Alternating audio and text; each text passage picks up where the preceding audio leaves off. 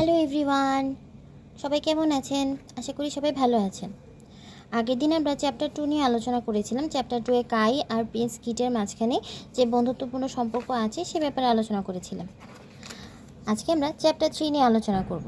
Chapter 3তে এখানে তৃতীয় অধ্যায় আগের দিন প্রিন্স কাইয়ের নজরেই পড়ে গিয়েছিল পেইডিন। আজ থেকে শুরু হলো সে নজরদারির আসল বক্তব্য। সকালবেলা রাজপ্রাসাদের ট্রেনিং গ্রাউন্ডে ডাকা হয় প্রতিযোগীদের। পেইডিনও আছে ওদের সাথে, কিন্তু পেইডিনের কোনো ক্ষমতা নেই। কিন্তু সে এটাও জানে যে সে যদি এখানে কোনো ভুল করে তাহলে সাথে সাথেই তার মৃত্যু হয়ে যাবে। প্রথম ট্রেনিং সেশনে তাকে নামতে হয় সরাসরি লড়াইয়ে। তার প্রতিপক্ষ ছিল একজন প্রকৃত এলিট, যে ভয়ঙ্কর ক্ষমতার অধিকারী ছিল। কিন্তু পেইডিন থামে না। সে জানে সে যদি এখন চুপচাপ বসে থাকে তাহলে তার অভিনয় সবাই জেনে যাবে। তাই তাকে এখানে বুদ্ধি কাটিয়ে বাঁচতে হবে। সে চালাকি করে এমনভাবে মুভ করে যেন তার ভিতরে লুকিয়ে আছে এক ভয়ঙ্কর জাদু। কিন্তু এই নাটক সবাইকে বোকা বানাতে পারলেও প্রিন্স কাইকে বোকা বানাতে পারেনি।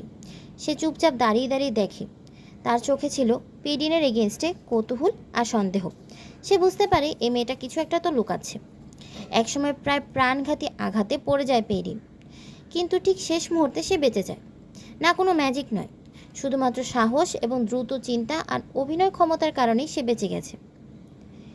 পেরিন মনে মনে ভাবে যে আমি এখানে শুধু বাঁচবো না, আমাকে এখানে লড়তেও হবে।